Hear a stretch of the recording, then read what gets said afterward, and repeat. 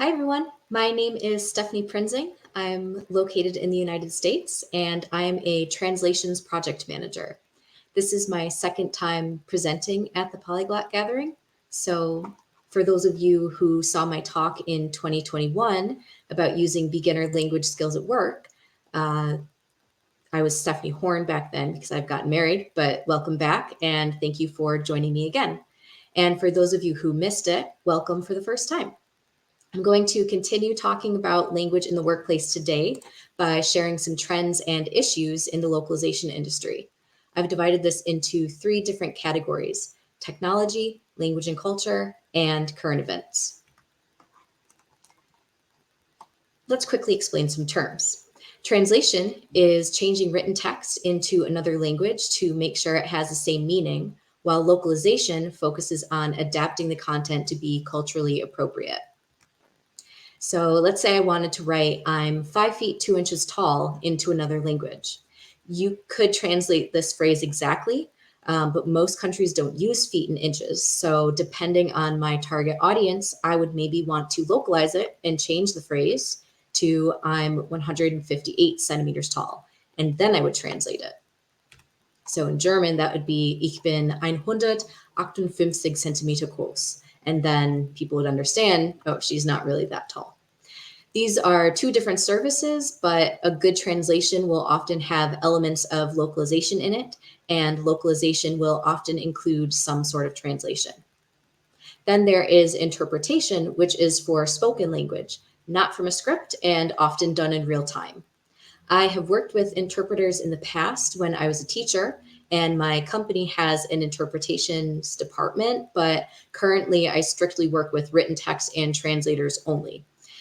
Interpretation actually requires a very different skill set from translation. So some of these trends and issues may apply to interpretation and others might be a non-issue. I also wanted to explain what I do as a project manager, since I get asked about this quite a bit. I don't actually translate content myself. What I do is analyze what clients need. Maybe they need an app translated into 6 languages. Then I would confirm what other services they need done. So in addition to translation, they might need a software engineer to update the language in the actual app code, or need someone to do voiceovers for audio portions. So I would find the best team for each service and then try to get them done with within the requested deadline and within our given budget. I have the golden triangle of project management on the slide, and it just shows that you need to find a way to balance the scope of the project, the cost of the project, and the turnaround time to be able to get good quality. Additionally, I also specifically work with life sciences content. So I need to be aware of things like medical regulations and linguist experience with in the medical field and more while putting my teams together. When all the services are done, I also do a final check of the project to make sure everything meets the client's instructions before delivering it to them. And yeah, I oversee the work from start to finish. So I get to look at translation and localization from a bird's eye view. And I really need to be aware of these industry issues to be able to do my job well. If we're talking about trends, an easy place to start is the past, present, and future of technology in our industry. I work with some teammates who began their career back when translation was done with physical dictionaries. People would write by hand or maybe an Excel spreadsheet if they knew how to use a computer. But source files were sent in the mail or faxed over to the team. Revisions were done by hand, and you'd have to rely on your memory or make your own glossaries to make sure your translations were consistent. From a project management perspective, this means a ton of opportunities for errors, delays, and miscommunications, and makes me stressed just thinking about it. Luckily, technology has improved quite a bit in the last few decades, so our roles have become much more efficient. We now use something called CAT tools, computer-aided translation. The software we use at my company is called MemoQ, but there are several different programs out there like Trados or Madcap Lingo. They all use something called a translation memory, which stores previous translations so you can use them in new projects. I actually shared this image in my last presentation, but I still think it's a great example here. It shows an example of a term translation memory entry So the next stop is Charing Cross was used in a previous translation, and it's 70% similar to the new segment. The next stop is Tower Bridge. So the translator can look at that and make the necessary adjustments, but is like term bases, which are client created glossaries. This one shows that a client has asked us to use Endbenutzer every time the phrase end user appears in their files. And there are other terms in there as well. Run quality assurance checks, which scan the text for pre-programmed rules such as punctuation, consistent translations of the same sentence, its term bases, and translation memories. Here you can see the sentence, Humpty Dumpty sat on a wall, is translated in 3 different ways. The QA software has flagged it to us, so we know it's inconsistent, and then we can decide if something needs to be changed or if no, that's okay, like it was supposed to be different. A lot of software who has not adapted to years and working on the computer, you're probably missing out on a lot of work opportunities. Another big change is the use of machine translation, which we call MT. This involves engines similar to Google Translate or DeepL, but the ones that we use are much more precise than that. The way that these work is that they split a source document into segments of words and phrases, and then use rules or statistics to replace those segments with an equivalent in another language. So even though MT is quite commonplace in our industry, it's very rarely used on its own. Typically, machine translation is followed by a task called post-editing. This means a linguist checks the quality of the MT against the source content, and then it revises it or sound. In the case of my company, we also have a second linguist revise the file after post-editing, just to make sure that the post-editor's changes are okay. The only time we would send a client something that is raw MT, which means it's not thoroughly reviewed by a linguist first, is when the client requests it because they just need the translation as an FYI. That's not something we do a lot in life sciences because it is such a heavily regulated field and accuracy matters.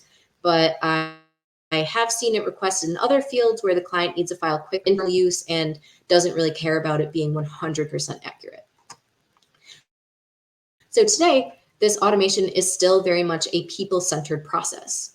MT is used as a starting point for linguists instead of them translating from scratch. So typically it is quicker and cheaper to use, but I'm not sure that it's a surprise that some linguists are still hesitant about it.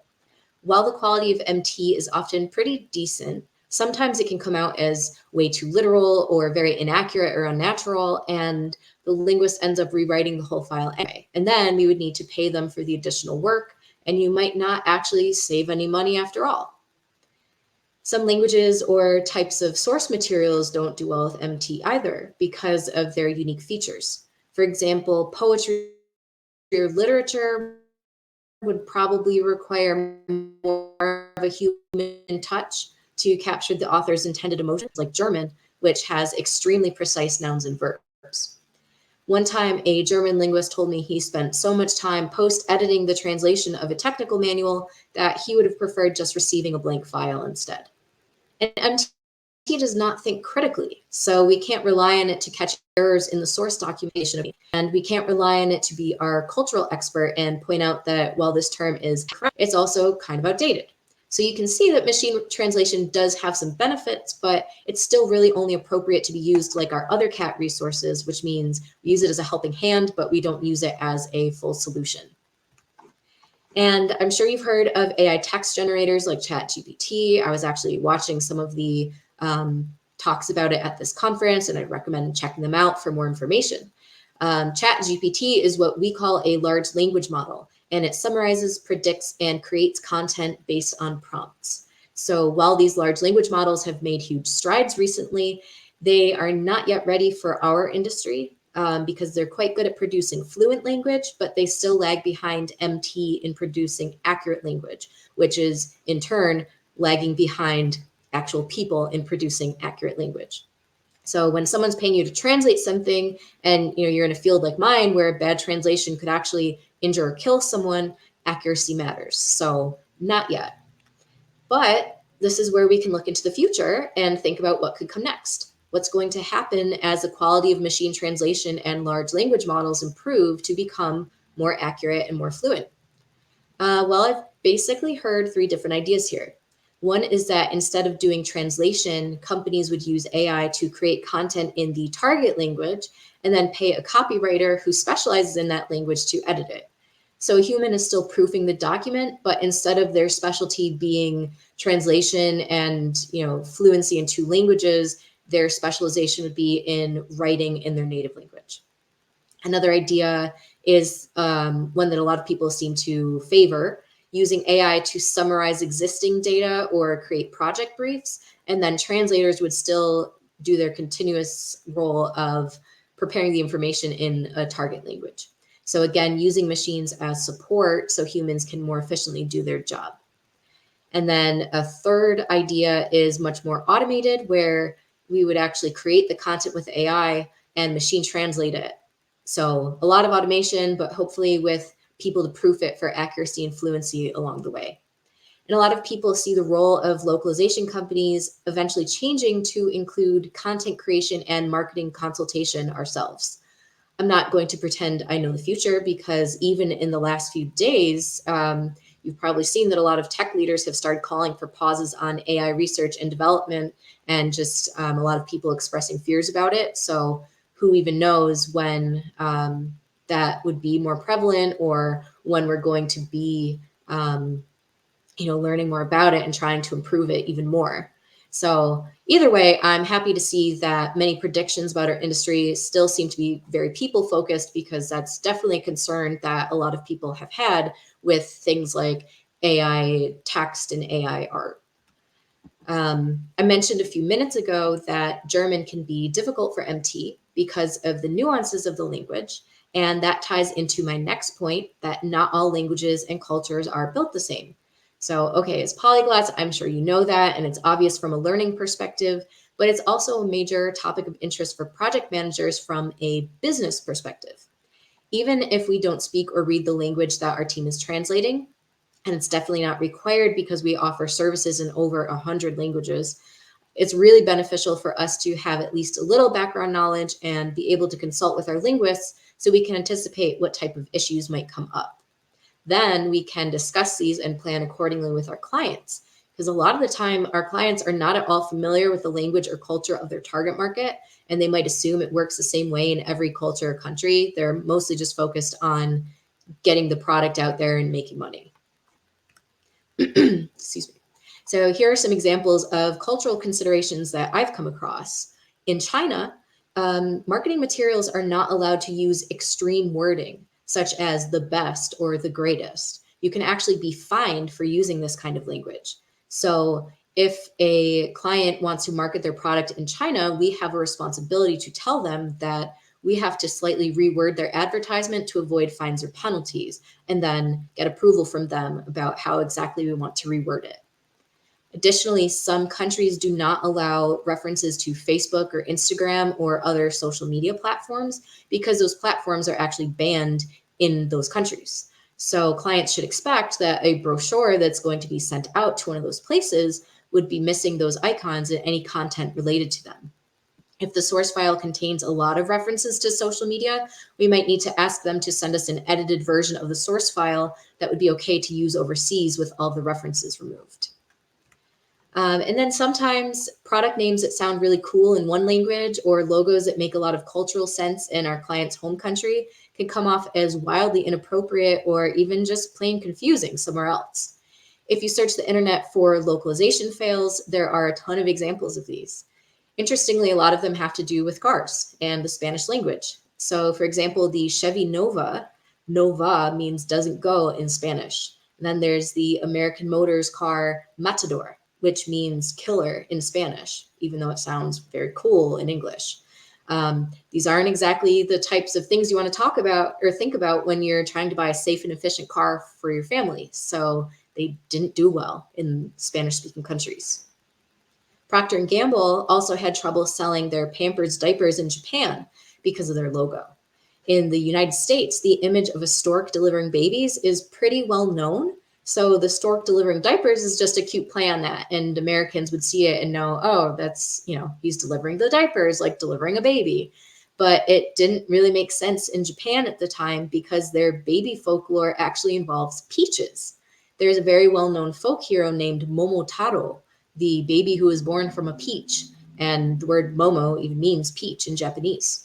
So maybe if they did their research, they would decide to use an image involving peaches, or maybe they would change the logo to something that is a little more neutral in terms of, cultural ideas about baby delivery.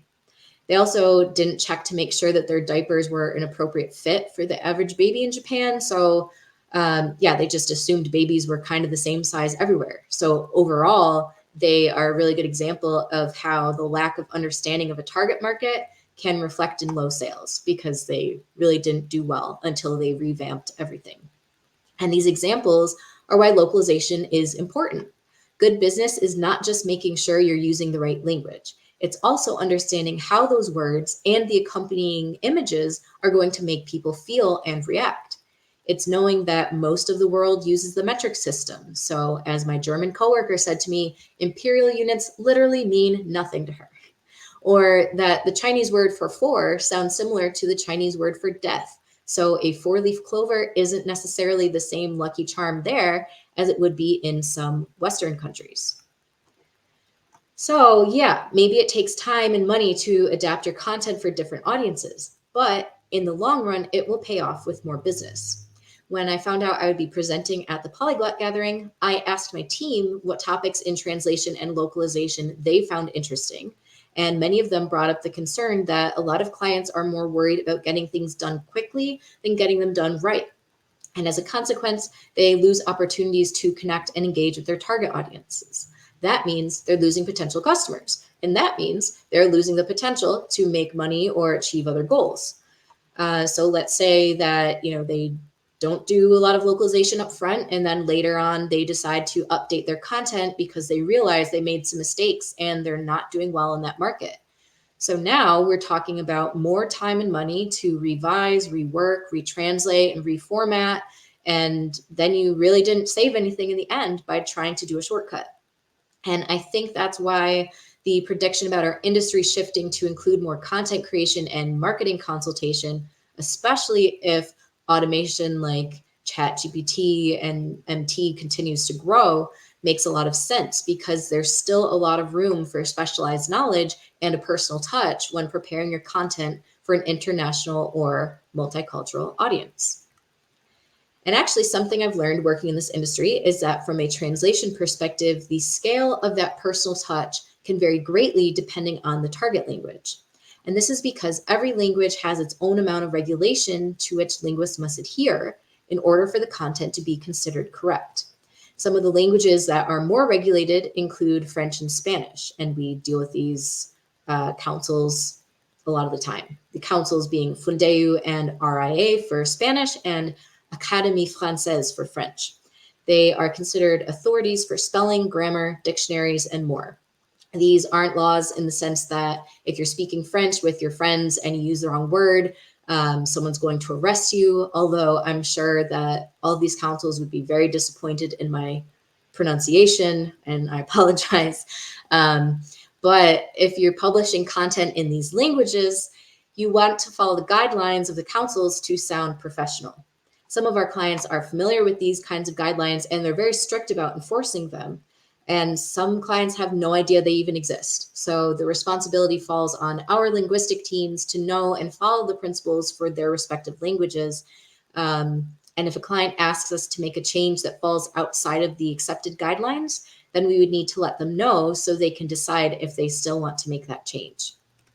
Here's an example of a rule from the Fundeu website. This says that the number pi 3.14 should always be written in lowercase unless it's referring to the holiday Pi Day on March 14th, because in that case, it would be part of a name. And here is an entry from Académie Française explaining the proper and modern way to express possession. It should be de Julie, not a Julie. And again, Apologies for my pronunciation. When you're in a field that involves creation, such as art or music or writing, people definitely have opinions about how the finished product looks, sounds, and feels. And even though I don't understand all of the languages that I manage, I'm still involved in a lot of those conversations between clients and linguists in which they really pick apart the individual word choice and the sentence flow and the character length. And both the translator and the person receiving the translation have the right to share and defend their thoughts. But when that happens, if a language is highly regulated, the guidelines can help settle a lot of disagreements because you can point to it and say, well, according to the Spanish Council, we're supposed to say it this way. One problem, though, is that councils are not always at the forefront of social changes and can take a while to adapt if they ever end up adapting. For example, unlike Hungarian, where you apply the same third person pronoun to everyone, regardless of how they identify, many languages are extremely gendered, and that affects how people talk to each other. Here are some examples of how gender impacts speech and writing in different languages. In Thai, the subject is modified by the speaker's gender. So if I'm a man and I say, I love you, I would say it differently than if I were a woman. In Hindi, question words are modified by the speaker's gender. So I would ask, how are you, differently as a woman than someone who identifies as a man. And then in Spanish, the pronoun, the object, and the adjective are modified by the target's gender. So if I'm talking about my good friend, the man, I would talk about him differently than if I'm saying my good friend, the woman. Okay, fine. But what do we do if we want to refer to non-binary or transitioning people, or just use gender inclusive or gender neutral terms in general? Unfortunately, few, if any, gender-heavy languages have approved an official third or no gender pronoun, even though they're becoming quite common in everyday social language. In fact, some councils have said, nope, we don't approve of any of these. We don't want people to use them. This is supposed to be the way to do it. And many languages, such as Spanish, still use the rule that a mixed gender group will defer to a masculine article like los jóvenes for the youth or young people, as long as there's at least one man in the group. So we need to follow the rules of these language councils as much as possible when completing official translations. But there are some ways to include gender neutral or gender inclusive language. We just need to be a little creative about it. For example, instead of using a third gender pronoun, you might be able to refer to the person by their name every time they're mentioned. This could sound a little clunky or awkward, but it does remove the issue of having to call someone a pronoun that makes them uncomfortable, and it is technically correct. One time our client was unhappy because the approved translation of maternity nurse in their language was female biased, and they wanted to be more inclusive because there are men and non-binary and transitioning people who work as maternity nurses. It's not a female exclusive field, even though traditionally most nurses in the maternity ward have been female. So instead, we ended up rephrasing to something because we couldn't find an existing or common gender neutral word. We ended up using something like healthcare staff in maternity wards because that could be written without gender bias. Here's an example in English of some gender neutral terms that you could use. So instead of saying my husband, I could say my spouse, or instead of saying policeman, you could say police officer. You can always use terms like these in your translation if they exist in your language and are commonly used so that people would understand what you were talking about. These small touches do impact users, and clients can always add these workarounds to their term basis that I mentioned before, or they can add it to a style guide that they give to us to make sure we always know how to address those situations in future projects. So we've talked about heavily regulated languages. What about languages that are on the other end of the spectrum? One of the languages I work with the most is Hmong, and I saw that's featured in a talk at this conference. I haven't been able to watch it yet, but I'm very looking forward to watching it. My experience with Hmong has been interesting because many of our linguists seem to have trouble agreeing with each other on how to accurately portray certain terms. And when I looked into this, I learned that Hmong does not have a lot of direct equivalents of English medical terms. So linguists will instead translate or interpret an explanation of the concept. So teams are disagreeing with each other because they don't like the way that others are explaining the idea. The two complaints I receive the most from editors are that the translation is either too literal or too creative. And very often they do not say that a translation is somewhere in the middle. It's either way too literal or way too creative. One of our Hmong linguists who also interprets at hospitals, I asked him about this, and he said that he comes across this issue all the time, both in translation and interpretation. He said patients are often very dissatisfied with the translation of forms at his hospital because the language is too old-fashioned or high register, which makes it difficult for them to understand. And he also said that even among the other hospital interpreters, they often sit down to discuss the Hmong terms they're going to use with the patients. And even then, they don't agree. And sometimes they're just like, okay, well, you use your term, I'll use my term. So perhaps a little more regulation would be helpful in that case, because in the end, the goal of having language services is to provide equitable access of information to people. So if Hmong speaking patients aren't able to understand translated forms, or if every interpreter is telling them something slightly different, it can affect the type of medical care they receive. So yeah, we want to make sure people are doing the right thing to send this information, make sure it's accurate.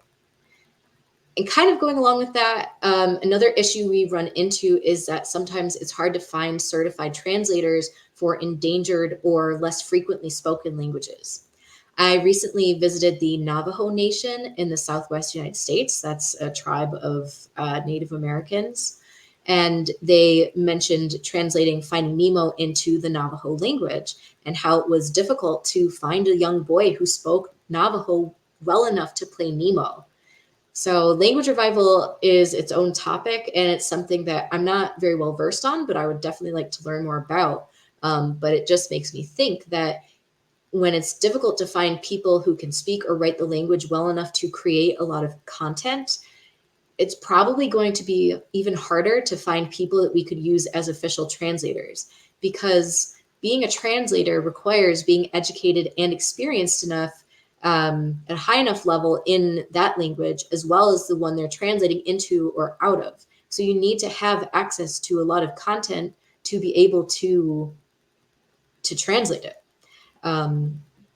So yeah, these are just some of the issues we come across with language and culture that affect our job as project managers. And finally, I wanted to talk a little bit about how current events affect my job. And it makes sense if you think about it. When there's a problem or a new trend, people of all different backgrounds need to know about it. So you can predict what type of services people need if you're paying attention to what's going on in the world.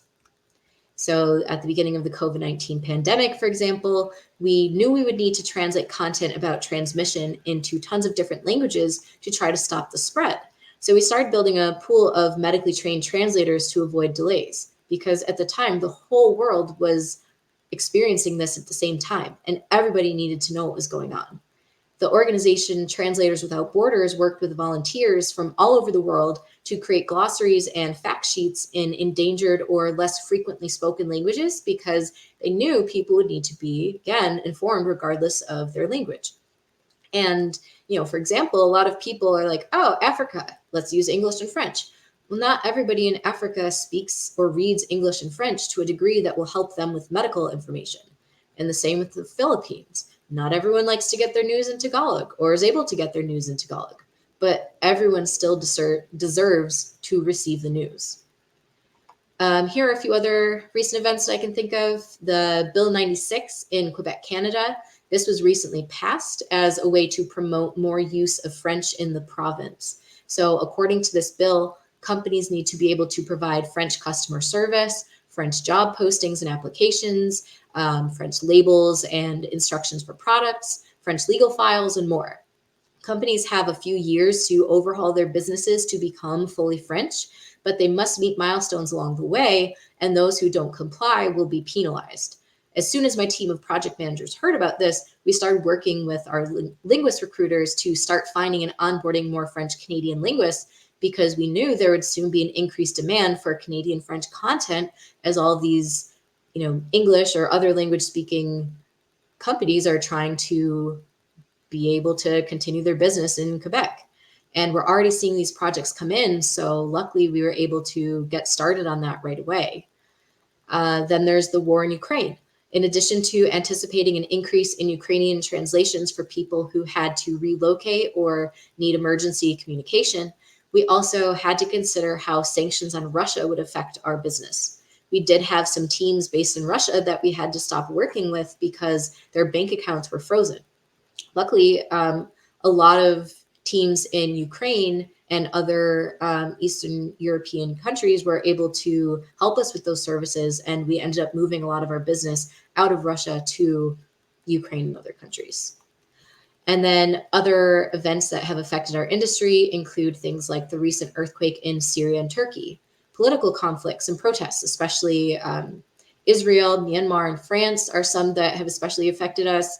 Blackouts during monsoon season in India, Ramadan, Lunar New Year, Chinese Golden Week. I could go on, but yeah, just these impact us not only because of a need for localized communication. So we need to, be able to find translators to get information out, but it also affects us because sometimes our linguists, they're located all over the world, and these can impact our linguists being able to go to work, or sometimes our partners around the world are closed for holidays. For example, Ramadan, right now, it's very difficult to find translators for quick turnaround projects in many languages because there's just, less capacity and reduced working hours. So that's something we have to let our clients know, and something that we need to just manage expectations about.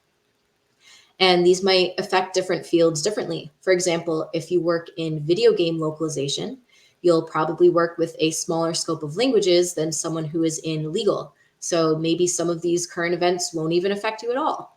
And then a legal or humanitarian team will see the impact of refugee resettlement on translation demands long before someone who translates for, let's say, schools and hospitals in the country where refugees are being resettled. When I was an ESL teacher many years ago, it would take several months or several years after a humanitarian crisis before we would see any students arrive from those countries, because a family's resettlement process can take a really long time. And sometimes even only some of the family members are able to come, and so their siblings might come later. I think we would usually see families resettle in my city after about 2 or so years after a humanitarian crisis that would cause refugee resettlement.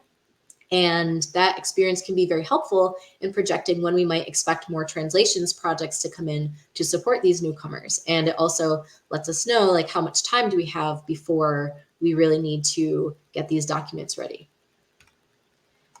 These are just a few of the trends and issues and, I guess, details of the translation industry. I'm going to check if there are any questions. Okay, so Vanessa said, nowadays, AI-based translation robots greatly impact the prestige of human translators. How do you think we can debunk the ignorant misconception of AI making human translators redundant? That's a very good question. And actually, this is something, my husband is a designer, and he's facing the same thing in art as well because of AI art. I think that, again, just going back to, like, what are the things that humans can do that AI can't? And some of that is, like I said, that we're able to provide that cultural consultation, and we are able to, we're able to make corrections. We're able to do things that are kind of unique to the client. All the time, I have clients that are asking for things that are a little out of the box that, as a human, like, I'm able to really do the quality control to make sure that all of those needs are being met. And I think another thing that we can do is just think about how our role can can shift. It's not so much that like we're never going to be able to translate again. It's that we maybe our role is going to evolve. So for example, a long time ago, people were doing translation by hand, and now there's computers and we're able to just do our job better. So I think that that conversation is really important. It's not about we are not able to do our job anymore. We're able to do the job better, and we're able to focus more on that personalized touch because the AI is kind of doing the brunt of the work, giving us a template to work off of. So that's a great question. And then we have a question. Alistair Moody from Harry Potter was translated into Russian as Alistair Grum because Moody means balls in Russian. Do you think it's appropriate localization? That is I didn't know that. But I think that's appropriate for sure. I think even with Harry Potter, the English UK version is the Philosopher's Stone, and in the United States, they had to rename it the Sorcerer's Stone because they thought that that would interest kids more than something from a philosopher. And I think, I'm not sure what Grum means in Russian, but I would imagine that as long as it is something that has to do with the same like moody feeling or some other type of, I guess, negative connotation of this man, then I think that's probably a smart idea, because I can only imagine probably memes weren't as prevalent as they were or as they are now back when the Goblet of Fire came out. But I could imagine that being a sort of PR nightmare with some inappropriate terms. So thanks for that question. Somebody asked, how many different language pairs for projects do you typically manage at a time? That depends on the project and the client, but I think the biggest project that I've worked on has been 34 languages. And that could be anything from if you've ever bought a product that has those fold out instructions and they have 34 different languages and on each page, like we would call that a multilingual IFU, instructions for use. It could be something like that, in which case we'd also have to have like a graphic designer put those all into one document together. But then it could also be 34 separate documents that, okay, this is the French one, I'm going to send that to France. This is the Polish one, I'm going to send it to Poland. So it depends on the client, it depends on the product, but yeah, it's not uncommon to have a project with 30 to 40 languages in it. What if you only have an expert in the language, but not in the specific field, like law, science, or medicine? That is also a very interesting question, and something that typically we have a whole team that is called linguist services, and they will do the recruitment for us. It depends on the field. For medicine, especially if it's something that is highly regulated, we would probably ask the client, we're not able to find somebody at this moment that has the exact expertise that you're looking for, but we're going to collect some CVs and send them and let you see what their experience is, and are you okay with us using this person? For a lot of our translation projects, we have several linguists working on the project, so there's different stages of revision. So sometimes, let's say we need 2 linguists and one is a little less experienced in law, and then one is an expert in law. Like we'd maybe have the person with more content knowledge do the revision. So at that point, they're mostly checking to make sure that the information is appropriate for that content. And then there's also things that we can do, like, well, the client is always, or the linguists are always welcome to ask a question. if to the client, just, can you make sure like this, like understand what this term is, or do you have any other reference information? And then we also offer a service called adaptation. So maybe there's someone in that can do France translation that is able to really talk about that content, and then we would have it adapted into Canadian French. So there's a lot of different workarounds, but we typically work with our linguist services team to check resumes and make sure that somebody is able to do the service properly.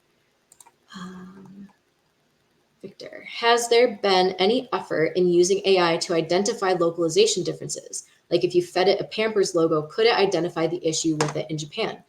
That is a very interesting question, and one that I'm not sure about, because what I know so far is that, what the little I know about AI art is that, or AI text, is that it's fed through prompts. And so I guess I'm not sure if this is available yet, but I would guess that if you wanted to check for that appropriateness, you would probably need to include that in the prompt somehow. I really have no idea, but I would be interested to learn that too. I'm sorry, I wasn't able to give you an answer about that. And then I think the last one is Alexander.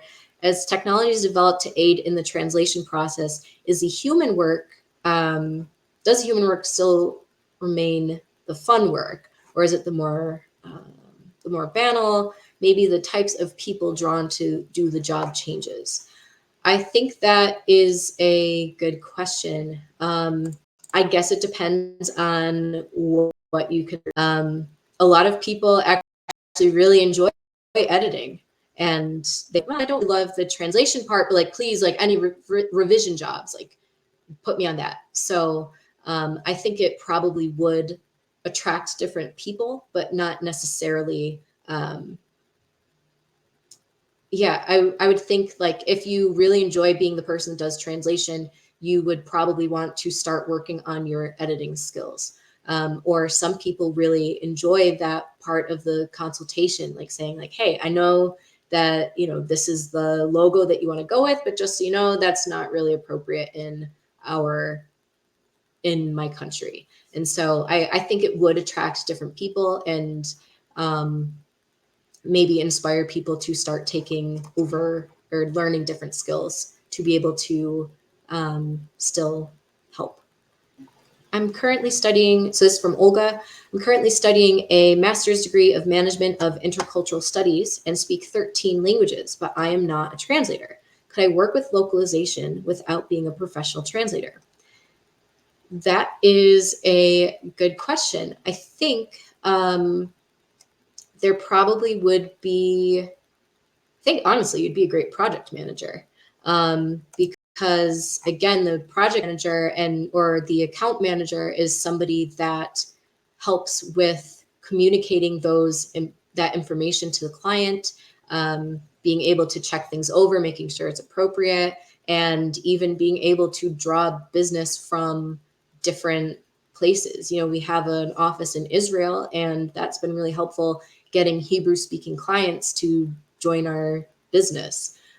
So I think there's a lot of different ways that you can get involved. I mean, I wouldn't really consider myself someone that speaks a lot of languages. I speak German pretty well, and I speak English, and I've dabbled in a couple other languages. I'm able to do my job without knowing a lot of languages. There are definitely times where knowing the language would be helpful.